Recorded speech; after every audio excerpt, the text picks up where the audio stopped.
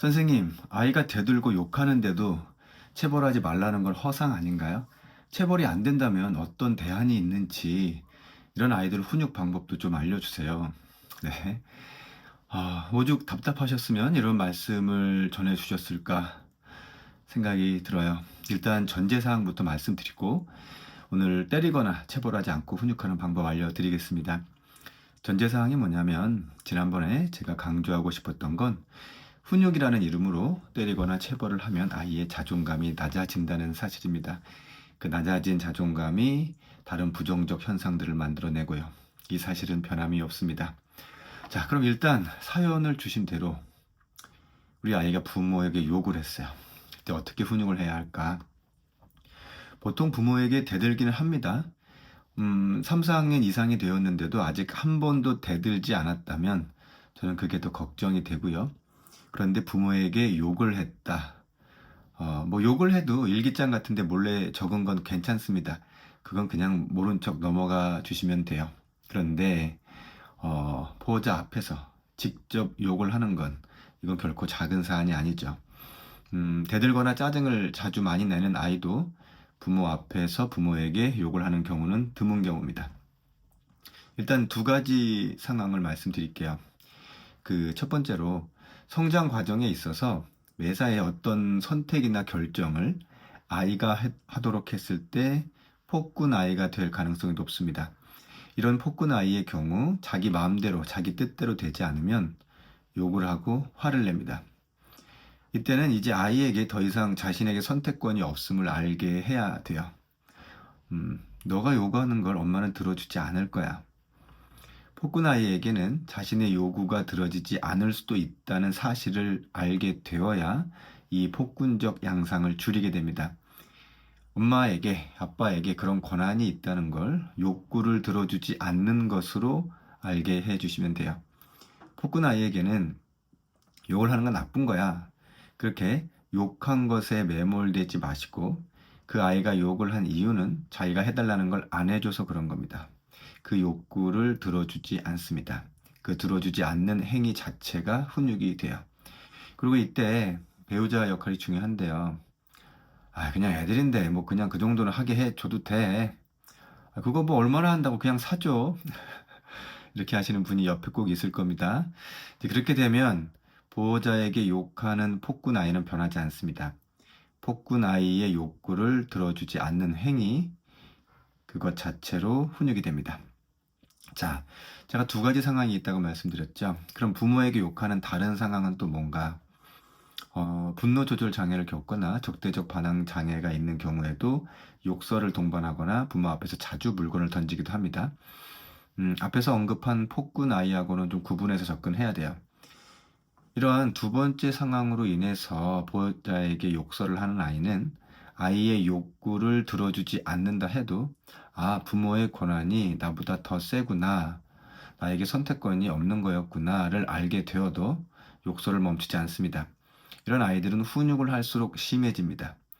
훈육할 생각을 하지 말고 소아청소년과에 데리고 가서 제대로 된 검사를 받아보고 검사 결과에 따라 심리치료센터에서 관련 치료를 받아야 돼요. 나이가 어릴수록 치료 효과가 좋습니다. 초등 1학년 때 치료를 받느냐, 6학년에 가서야 치료를 받느냐는 정말 하늘과 땅 차이입니다. 1학년 때 치료를 받으면 예를 들어서 6개월이면 금방 호전되는 것이 보이는 것을 6년 동안 소용없는 이제 훈육을 하느라고 부모는 부모대로 에너지 소모하고 지치고 아이의 증상은 더욱 견고해집니다. 이제 그제서야 너무 지쳐서 이제 병원에 가면 이게 2, 3년을 다녀도 생각처럼 호전이 안 될 만큼 어렵습니다. 그래서 치료는 어릴수록 좋습니다. 그럼 그 아이가 이제 치료를 받는 동안 부모는 무엇을 하느냐? 아이의 감정 읽기 연습을 하면서 조금씩 적용해 봅니다. 아이 감정 읽기 관련 책도 읽고 강연도 들어보고 그리고 거기서 실천해 보라는 것 연습해 봅니다. 간단하게 한 가지 방법만 알려드리면 아이 감정에 마음속으로 적절한 비유적 단어를 붙여줍니다. 우리 영수 지금은 기분이 날아가는 참새 같네. 우리 영희 지금 상태는 냉동실 얼음이야. 지금은 깨진 거울이야. 지금 화산 폭발 직전이야. 지금은 잠자는 강아지야. 왜 이런 과정이 필요하냐면 그렇게 보호자인 내가 아이 감정에 비유적으로 이름을 붙이다 보면 분노 조절 장애나 적대적 반항 장애에 있는 아이들을 훈육하려는 시도를 멈추게 해줍니다. 훈육이 아니라 보호자는 감정 상태만 읽어주고 치료는 전문가에게 맡기셔야 됩니다. 선생님, 왜 그 자녀 양육이나 교육방송 프로그램 보면 이렇게 양팔을 잡고 못 움직이게 하는 장면도 나오고 하던데 그런 것도 상황에 따라 필요한 거 아닌가요? 혹시 이런 것도 체벌인가요? 자, 훈육의 방식으로 부모가 완력을 사용해야 할 급박한 상황이 있습니다. 그건 체벌이 아닙니다. 부모가 완력을 사용해야 할 때 보통 두 가지입니다. 이제 순간적인 분노감으로 자해를 시도하려 하거나 뭐 동생이나 형에게 이렇게 폭력을 휘두르는 순간이죠. 저도 학교에서 몇 년 전에 자해를 시도하려는 학생에게 완력으로 멈추게 한 적이 있습니다. 또 폭력을 휘두르는 순간 개입해서 완력으로 멈추게 한 적은 뭐 셀 수 없이 많고요. 방법을 알려드리겠습니다.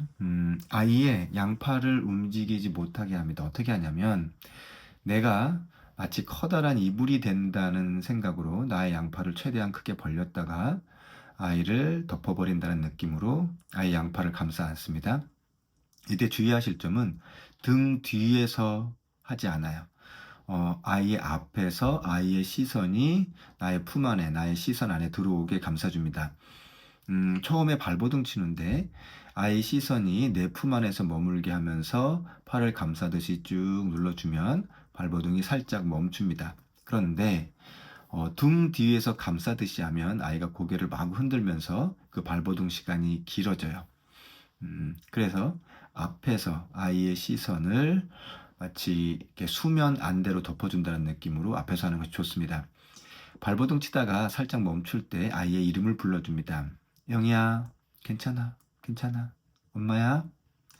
좀 더 급박한 상황이면 그냥 이름만 짧게 반복해서 불러줍니다. 철수, 철수, 철수. 네. 그렇게 이름을 몇 번 불러주고 길게 내뿜는 숨소리를 들려줍니다. 그 길게 내뿜는 숨소리를 들려줄 때, 아휴, 이렇게 한숨 쉬듯 하지 말고요. 이렇게 음맛 소리를 들려줘요. 이렇게 음맛 소리가 뭐냐면, 들려드리겠습니다. 이렇게 숨을 내쉬듯이,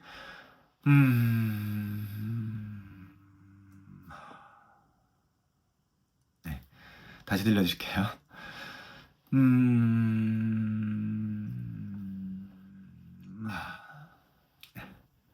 들으셨나요? 네. 이렇게 이게 약간 엄마라는 단어랑 좀 비슷한데요. 아이에게 안정감을 주는 소리입니다. 우리 애기들이 처음에 편안할 때 혼자서 중얼중얼거리는 옹알이 할 때 보통 내뿜는 그런 소리거든요.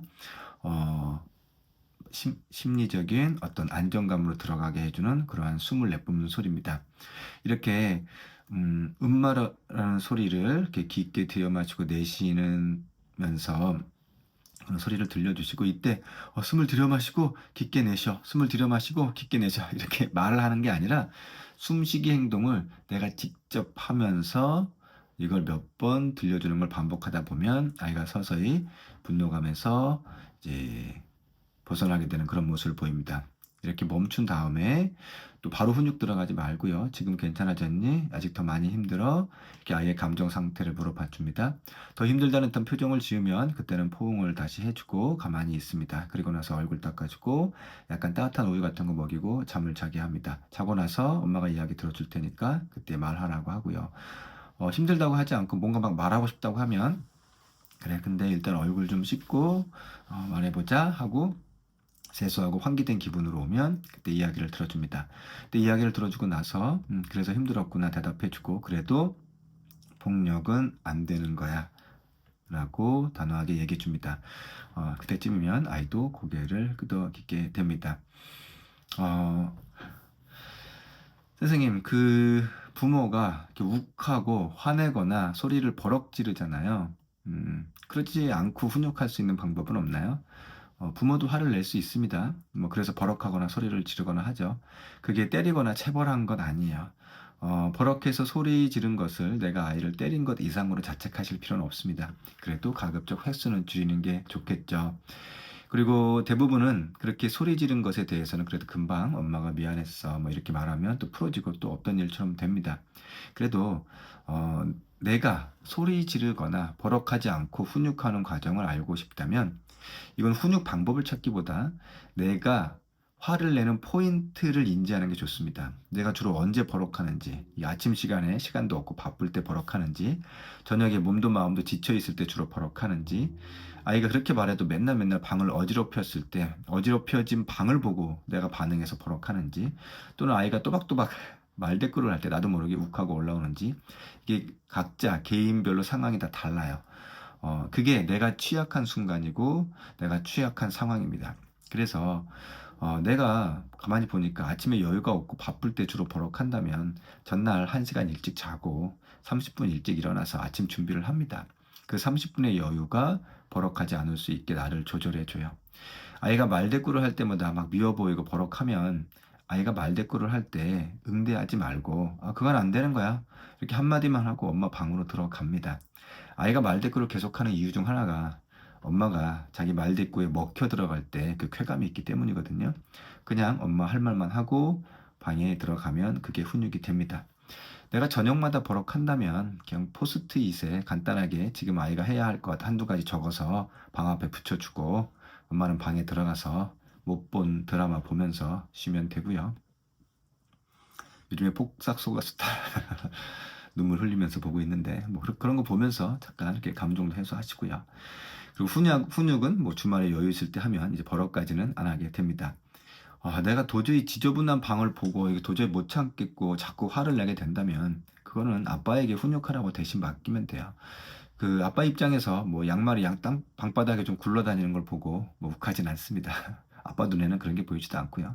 뭐 그래도 엄마가 그것 때문에 힘들어한다는 걸 아빠가 대신 전해주는 건 충분히 얘기할 순 있죠. 자, 사실 사안들이 많아요. 많은 사안들이 있는데 그러한 것들을 개별적으로 다 일일이 설명드리기 좀 어렵습니다. 그런 뭐 환경들이 있고요. 그래도 모든 부모들에게 공통되는 훈육의 정석 같은 게 있을까? 예. 일단 이런 걸 말씀드리고 싶어요. 이상적인 완벽한 훈육을 하는 엄마나 아빠가 되려는 건 이제 부모로 하여금 힘들게 합니다. 심지어 우울증에 걸리게 할 만큼 그게 바람직한 건 아니에요. 또 이상적인 부모가 될 필요도 없는 이유 중 하나가 아이들은 모두 상상 이상의 회복 탄력성이 있습니다. 그래서 부모가 뭘 더 애써 해주지 않아도 그냥 가정에 같이 있어 주기만 해도 그것 자체로 안정적이고 좋은 훈육으로 작용을 해요. 때리지 않고 체벌하지 않고 훈육하는 것, 이게 이상적 부모만 가능한 영역이 아닙니다. 그냥 뭘 더 해주려고 안 하고 형편되는 대로 옆에 있어주려 하는 정도만 해도 때리거나 체벌하는 데까지 가지 않을 수 있습니다. 상황별로 어떻게 훈육해야 하는지 이 자리에서 다 말씀드릴 수는 없고요. 여기 초등아이 행동변화 대화법 68 이 책 읽어보시고요. 또 연습하시면 도움 되실 겁니다. 엄마도 연습하면 좋아집니다. 그러면 아이는 더 좋아지고요. 자녀 교육 관련 궁금한 사안들 고정 댓글 링크에 들어가시면 거기서 이름, 이메일, 전화번호 남겨주시고 사연도 간략히 적어주세요. 많은 분들이 공통적으로 궁금해하시는 질문 관련해서 유튜브에서 또 주제로 다뤄드리겠습니다. 또 제가 지방 강연이 있거나 또 온라인 강연이 있을 때 강연 정보를 메일이나 문자로 보내드리겠습니다. 행복한 하루 되세요.